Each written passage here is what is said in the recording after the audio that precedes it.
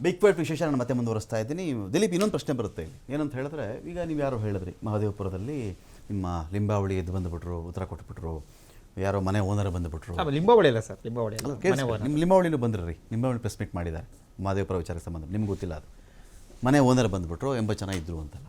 ನಾನು ಕೇಳೋದು, ಲಿಂಬಾವಳಿ ಬಂದು ಮಾತಾಡೋದಕ್ಕೂ ಯಾವುದೋ ಮನೆ ಓನರ್ ಬಂದು ಮಾತಾಡೋದಕ್ಕೂ ಇದೇ ಚುನಾವಣಾ ಆಯೋಗ ಏನಪ್ಪ ಮಹದೇವಪುರದಲ್ಲಿನಪ್ಪ ನೀನು ಕೇಳ್ತಿರೋದು, ಬಾ ನಾನು ತೋರಿಸ್ತೀನಿ ಆ 80 ಜನ ಯಾರ್ಯಾರು, ನೀನು ಯಾವ 80 ಜನ ನೀನು ಹೇಳ್ತಿದ್ಯೋ ನೋಡಪ್ಪ, ಇಂತಿಂಥ ಮತದಾರರು, ಅವರು ಇಂಥ ರಾಜ್ಯದವರು, ವಲಸಿಗರಾಗಿದ್ದರೆ ಇಲ್ಲಿ ಇಂಥ ಕಡೆನೂ ಅವ್ರು ವೋಟರ್ ಐ ಡಿ ರಿಜಿಸ್ಟರ್ ಮಾಡ್ಕೊಂಡಿದ್ದಾರೆ, ಮತದಾರ ಪಟ್ಟಿ ಹೆಸರು ರಿಜಿಸ್ಟರ್ ಮಾಡ್ಕೊಂಡಿದ್ದಾರೆ, ಇಂತಿಂಥ ಬೂತಲ್ಲಿ ಇಂತಿಂಥ ಟೈಮಲ್ಲಿ ಬಂದುಬಿಟ್ಟು XYZ.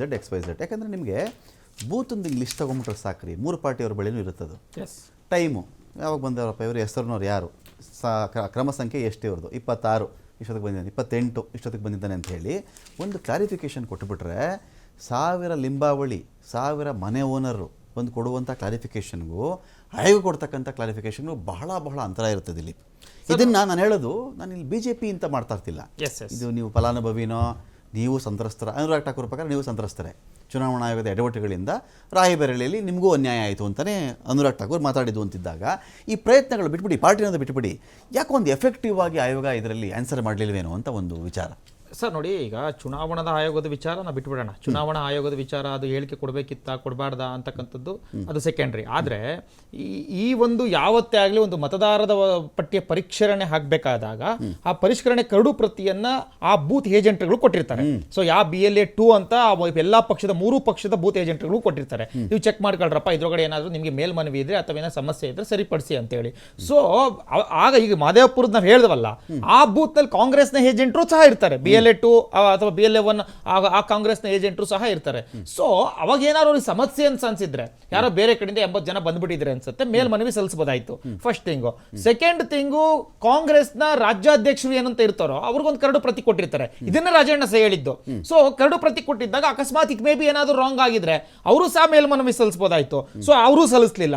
ಅದು ಇದ್ದಕ್ಕಿದ್ದಂಗೆ ರಾಹುಲ್ ಗಾಂಧಿ ಅವ್ರಿಗೆ ಗೊತ್ತಾಯ್ತು ಮಹದೇವಪುರದ್ದು ಇದು ಹೆಂಗೆ ಅಂತಕ್ಕಂಥದ್ದು. ಮತ್ತೆ ಇನ್ನೊಂದು ಸರ್, ನೀವು ಝೀರೋ ಬಗ್ಗೆ ಮಾತನಾಡ್ತಾ ಇದ್ರಿ, ವಿಳಾಸದ್ದು. ಸರ್ ನಾನು ಝೀರೋ ಬಗ್ಗೆ ನನ್ನ ಒಂದು ಅನುಭವ ಹೇಳ್ತೀನಿ ಸರ್. ನಮ್ಮ ಊರಿನಲ್ಲಿ ಒಂದು 12ರಿಂದ 13 ಮನೆ ಇರ್ತಕ್ಕಂಥದ್ದು ಸರ್. ಎಲ್ಲ ಸಣ್ಣ ಮಾಳಿಗೆ ಮನೆ, ಒಂದು ಜೋಪಡಿ ಮನೆ, ಈ ತರ ಇರ್ತಕ್ಕಂಥದ್ದು ಸರ್. ನೀವು ನಮ್ಮೂರಲ್ಲಿ ಇವತ್ತು ಬಂದು ನೋಡಿ, ಎಲೆಕ್ಷನ್ ಕಾರ್ಡ್ ತೆಗೆದುಕೊಂಡು ಅವ್ರು ಏನ್ ಮಾಡಿರ್ತಾರೆ, ಎಲೆಕ್ಷನ್ ಕಮಿಷನ್ ಅಂತಂದ್ರೆ ಮನೆ ನಂಬರ್ಗಳಿರಲ್ಲ, ಜೋಪಡಿಗಳಿಗೆಲ್ಲ ಏನ್ ಮಾಡಿರ್ತಾರೆ, 0 ಅಂತ ಹಾಕಿರ್ತಾರೆ. ಹಂಗಂತೇಳಿ ಎಲೆಕ್ಷನ್ ಕಮಿಷನ್ ಹಾಕಿದ್ದು ತಪ್ಪು ಅಂತ ಸರಿ ಅಂತಲೂ ನಾನು ವಹಿಸ್ಕೊಂತಾ ಇಲ್ಲ. ಬಟ್ ಆದ್ರೆ ಅಲ್ಲಿ ಮನೆ ನಂಬರ್ಗಳೆಲ್ಲ ಹಾಕಿರ್ತಾರೆ. ಹಂಗಂತೇಳಿ ಅವರು 0 ಹಾಕಿದಾರಲ್ಲ ಅಂತೇಳಿ ಅಲ್ಲಿ ಯಾರು ಇಲ್ಲ ಅಂತಲೂ ಅಲ್ಲ.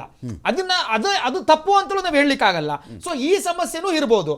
ಮತ್ತೆ ಸರ್, ಇವತ್ತು ನಡೀತಾ ಇರ್ತಕ್ಕಂಥ ಚರ್ಚೆ, ನಾನು ನಿಮ್ಗೆ ಅವಾಗಲೇ ಹೇಳಿದೆ, ರಾಹುಲ್ ಗಾಂಧಿ ಅವರು ಸುಮ್ಮನೆ ಎಲ್ಲಾ ವಿಚಾರದಲ್ಲೂ ಸರ್, ಎಲ್ಲಾ ರಾಜ್ಯದ ವಿಚಾರ, ಮಹಾರಾಷ್ಟ್ರ ತಗೊಳ್ಳಿ, ಹರಿಯಾಣ ತಗೊಳ್ಳಿ, ಕರ್ನಾಟಕ ತೆಗೆದುಕೊಳ್ಳಿ, ಬಿಹಾರ ತೆಗೆದುಕೊಳ್ಳಿ, ಎಲ್ಲವನ್ನು ಗಾಳಿಯಲ್ಲೇ ಗುಂಡು ಹೊಡಿತಾ ಇದ್ದಾರಲ್ವಾ ಸರ್. ನಾನು ಪದೇ ಹೇಳ್ತಾ ಇದ್ದೀನಿ, ನೀವು ಸಂವಿಧಾನಾತ್ಮಕವಾಗಿ ನಂಬಿಕೆ ಇಟ್ಕೊಂಡಿರ್ತಕ್ಕಂಥವ್ರು, ನೀವು BJP ಹೋಗ್ಲಿ ಅಥವಾ ಸುಮೋಟೋ ಕೇಸ್ ಹಾಕೊಳ್ಳಿ ಅಂತ ಈ ರೀತಿ ನಾವು ವಾದ ಮಾಡೋದ್ ಬಿಟ್ಟು, ನಿಮ್ಮ ಮೇಲೆ ನಂಬಿಕೆ ಇದೆಯಲ್ಲ, ನಿಮ್ ಡೇಟಾ ಮೇಲೆ ನಂಬಿಕೆ ಇದೆ, ನಿಮ್ ಡೇಟಾ ಮೇಲೆ ನಂಬಿಕೆ ಇದೆಯಲ್ಲ, ನಿಮ್ಮ ಹತ್ರ ಇರ್ತಕ್ಕಂಥ ಸಾಕ್ಷಿ ಮೇಲೆ ನಂಬಿಕೆ ಇದೆಯಲ್ಲ, you can go to court.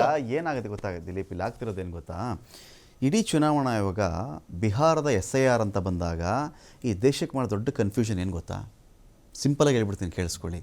ಚುನಾವಣಾ ಆಯೋಗವೇ ಆ್ಯಸ್ ಇಫ್ ಈ ದೇಶದ ನಾಗರಿಕನ ಪೌರತ್ವವನ್ನು ಡಿಸೈಡ್ ಮಾಡುವಂಥ ಸಂಸ್ಥೆ ಥರ ಬಿಂಬಿಸ್ಕೊಳ್ತು. ಸುಪ್ರೀಂ ಕೋರ್ಟ್ ಚಾಟಿ ಬೀಸ್ತವ್ರಿಗೆ. ಚುನಾವಣಾ ಆಯೋಗ ಈ ದೇಶದಲ್ಲಿ ಯಾವುದೇ ವ್ಯಕ್ತಿಯ ಪೌರತ್ವ ಡಿಸೈಡ್ ಮಾಡುವಂಥ ಸಂಸ್ಥೆ ಅಧಿಕಾರ ಅವ್ರಿಗಿಲ್ಲ. ಇಲ್ಲಿ ಯಾರಿಗೋ 0 ನಂಬರ್ ಕೊಟ್ಬಿಟ್ರು, ಯಾರಿಗೋ 5 ಕೊಟ್ಬಿಟ್ರು ಅಂದರೆ ಆಧಾರ್ ಕಾರ್ಡಲ್ಲೂ, ಈಗ ನಾನು ಹೇಳಿದ್ನಲ್ಲ, ನೀವು ನಿಮ್ಮೂರವ್ರಿಗೆ ಇವತ್ತೇ ಫೋನ್ ಮಾಡಿ, ಆ ಜೋಪಡಿ ಇನ್ನೊಂದೆಲ್ಲೋ ಹೇಳಿದ್ರಲ್ಲ ಅಕ್ಕಪಕ್ಕದ ಮನೆಯವ್ರ ಕಳಿಸಿ ಈಗಲೇ ಫೋನ್ ಮಾಡಿ, ನೀವು ಅವ್ರಿಗೆ ಅವ್ರ ಆಧಾರ್ ಕಾರ್ಡ್ ಕೇಳಿ. ನೀವು ಜೋಪಡಿ ಇರೋದಲ್ವಾ ಅವರು? ನೋಡಿ, ನಾನು ನಿಮ್ಗೆ ಹೇಳೋದು, ನಾನು ಅದನ್ನೇ ಹೇಳೋದು. ಅವರು ಇಲ್ಲಿ ಚರ್ಚೆ ಬಂದಿದ್ದೇ ಅದು, ಮನೆ ನಂಬರ್ 0 ಅಂತ ಆಧಾರ್ ಕಾರ್ಡಲ್ಲಿ ಇದೆಯಾ? ಇಲ್ಲ. 142 ಕೋಟಿಗಿಂತ ಹೆಚ್ಚಿನ ಜನಕ್ಕೆ ಆಧಾರ್ ಕಾರ್ಡ್ ಬಂದಿರಬಹುದು ಇವತ್ತಿಗೆ.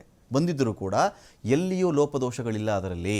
ಇದ್ದರೂ ಸಣ್ಣ ಪುಟ್ಟಿದ್ರು ಅವತ್ತೇ ಅರ್ಜಿ ಹಾಕ್ಕೊಂಡಿರ್ತಾರೆ, ನನ್ನ ಹೆಸರು ಸ್ಪೆಲ್ಲಿಂಗ್ ತಪ್ಪಾಗ್ಬಿಟ್ಟಿದೆ, ಇನಿಷಿಯಲ್ ತಪ್ಪಾಗ್ಬಿಟ್ಟಿದೆ, ಅಡ್ರೆಸ್ ತಪ್ಪಾಗಿದೆ ಅಂತ ಕರೆಕ್ಷನ್ ಆಗಿರಬೇಕಾದ್ರೆ ಅಷ್ಟೇ. ಅದಕ್ಕಿಂತ ಕಡಿಮೆ ಮತದಾರರನ್ನು ಈ ಮಟ್ಟದಲ್ಲಿ ನೀವು ಅಡ್ಡಾದಿಡ್ಡಿಯಾಗಿ ನಡೆಸ್ಕೊಂಡು ಹೋಗೋದು ಎಷ್ಟು ಮಟ್ಟ ಸರ್? ಈಗ ಸಮಸ್ಯೆ ಕೇಳಿಸ್ಕೊಳ್ಳಿ, ಪೂರ್ತಿ ಕೇಳಿಸ್ಕೊಳ್ಳಿ. ಈಗ ಚುನಾವಣಾ ಆಯೋಗ ದಿಲೀಪ್ ಅವರ ಪೌರತ್ವವನ್ನು ಡಿಸೈಡ್ ಮಾಡುತ್ತಾ ಮಾಡಲ್ವಾ? 100% ಮಾಡಂಗಿಲ್ಲ ಅಲ್ವಾ?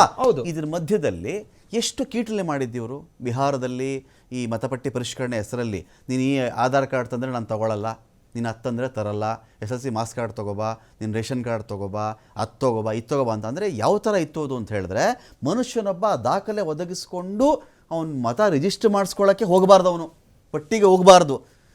ಆಮೇಲೆ ಸರಿ ಆಯ್ತಪ್ಪ, ಚುನಾವಣಾ ಆಯೋಗ ಸರಿಯಾಗಿ ಹೇಳಿದೆ ಅಂತ ಏನಾದರೂ ಸುಪ್ರೀಂ ಕೋರ್ಟ್ ಹೇಳಿದ್ದಿದ್ರೆ ಅಗ್ರಿ, ದಿಲೀಪ್ ಹೇಳೋ ಮಾತು ಒಪ್ಕೋಬೇಕು ನಾನು. ಏನಂತ ಅವ್ರು ಕರೆಕ್ಟಾಗಿ ಮಾಡಿದಾರಲ್ಲಿ, ಒಳ್ಳೆ ಪರಿಷ್ಕರಣೆ ನಡೀತು ಅಂತ ಹೇಳಿ. ಆಗಲಿಲ್ವಲ್ಲ, ಆಧಾರ್ ಕಾರ್ಡ್ನು ಸೇರಿಸ್ಕೊಳ್ರಿ, ನಿಮ್ಮನ್ನು ಯಾರು ಹೇಳಿದ್ದು, ನೀವೇನು ಪೌರತ್ವ ಡಿಸೈಡ್ ಮಾಡೋ ಸಂಸ್ಥೆ ಏನಿದೆ ಹೇಳಿದ್ಮೇಲೆ 12ನೇ ದಾಖಲೆಯನ್ನಾಗಿ ಆಧಾರ್ ಕಾರ್ಡ್ ಸೇರಿಸ್ಕೋಬೇಕಾದ್ರೆ ಮತದಾರರಿಗೆ ಹಿಂಸೆ ಕೊಡೋ ಉದ್ದೇಶ ಇರಲಿಲ್ವಾ ಹಾಗಾದ್ರೆ ಚುನಾವಣಾ ಇದೇ ಆಧಾರ್ ಕಾರ್ಡ್ ಸೇರ್ಸೋದನ್ನ ವಿರೋಧಿಸ್ತಿರ್ತಕ್ಕಂತಾರೆ ಯಾರು? ಇದೇ ಕಾಂಗ್ರೆಸ್ನವರು ಬೇಡ ಅಂತ ಹೇಳ್ತಾ ಇದ್ದಾರೆ ಆಧಾರ್ ಕಾರ್ಡ್ ಸೇರ್ಸ್ತಕ್ಕಂಥದ್ನ. ಮತ್ತೆ ನೀವು ಇನ್ನೊಂದು ಹೇಳಿದ್ರಿ ಮತದಾರರ ಪರಿಷ್ಕರಣೆ ವಿಚಾರದಲ್ಲಿ. ಸರ್, ಯಾವತ್ತೇ ಆಗ್ಲಿ ಮತದಾರ ಪರಿಷ್ಕರಣೆ ಮಾಡ್ತಕ್ಕಂಥವ್ರು ಅಥವಾ ಸ್ಪೆಲ್ಲಿಂಗ್ ಮಿಸ್ಟೇಕು ಅಥವಾ ಅಡ್ರೆಸ್ ಮಿಸ್ಟೇಕ್ ಮಾಡ್ತಕ್ಕಂಥವ್ರು ಚುನಾವಣಾ ಆಯೋಗದ ಯಾರು ಅಧಿಕಾರಿಗಳಿರ್ತಾರೆ ಅವ್ರು ಯಾರು ಬರೋದಿಲ್ಲ. ಅಲ್ಲಿ ಯಾರೋ ಒಂದು ಲೋಕಲ್ ಪ್ರೈಮರಿ ಸ್ಕೂಲ್ ಟೀಚರ್ ಇರ್ತಾರೆ, ಅವ್ರು ಬರ್ತಾರೆ, ಅವ್ರು ಬಂದ್ಬಿಟ್ಟು ನಿಮ್ದು ಏನಪ್ಪ ಡಾಕ್ಯುಮೆಂಟ್ಸ್ ಅಂತ ನೋಡ್ತಾರೆ. ಈಗ ನಾನು ದಿಲೀಪ್ TN ಅಂತ ಇರೋದು ದಿಲೀಪ್ TS ಅಂತ ಮಾಡ್ಬಿಟ್ಟಿರ್ತಾರೆ, TD ಅಂತ ಮಾಡ್ಬಿಟ್ಟಿರ್ತಾರೆ. ಅವಾಗ ನಾವೇನ್ ಮಾಡ್ತೀವಿ, ಒಂದು ಅರ್ಜಿ ಸಲ್ಲಿಸ್ತೀವಿ, ನೋಡಿ ನನ್ನ ಹೆಸರು ರಾಂಗ್ ಆಗಿದೆ ಸರಿ ಮಾಡಿಸ್ಕೊಡಿ ಅಂತ ಸಲ್ಲಿಸ್ತೀವಿ. ಹಂಗಂತ ಹೇಳಿ ದಿಲೀಪ್ TS ಮಾಡಿರ್ತಕ್ಕಂಥದ್ದು ಚುನಾವಣಾ ಆಯೋಗ ದೊಡ್ಡ ತಪ್ಪು ಮಾಡ್ಬಿಟ್ಟಿದೆ ಅಂತಕ್ಕಂತ ಹೇಳೋದು ನಮ್ದು ಬಾಲಿಶತನ ಆಗುತ್ತೆ. ಯಾಕೆ ಬಾಲಿಶತನ ಆಗ್ಬಿಡ್ತದೆ? ನನ್ನ ಜವಾಬ್ದಾರಿ ನಂದು ಚೆಕ್ ಮಾಡ್ಕೋತಾ ಬೇಕಾಗಿರ್ತಕ್ಕಂಥದ್ದು ನನ್ನ ಜವಾಬ್ದಾರಿ. ರಾಂಗ್ ಆಗಿದ್ದಾಗ ಅದ್ರ ಜೊತೆಗೆ ವೆರಿಫಿಕೇಶನ್ ಮಾಡಬೇಕಾಗಿರೋದು ಆ ಲೋಕಲ್ ನ ಅಧಿಕಾರಿಗಳ ಕರ್ತವ್ಯನೂ ಸಹ. ದಿಲೀಪ್ ನಾನೊಂದು ಹೇಳ್ತೀನಿ ಕೇಳಿ, ನಾನು ಪತ್ರಕರ್ತ ಕೇಳಿಬಿಡ್ತೀನಿ ಇದನ್ನ.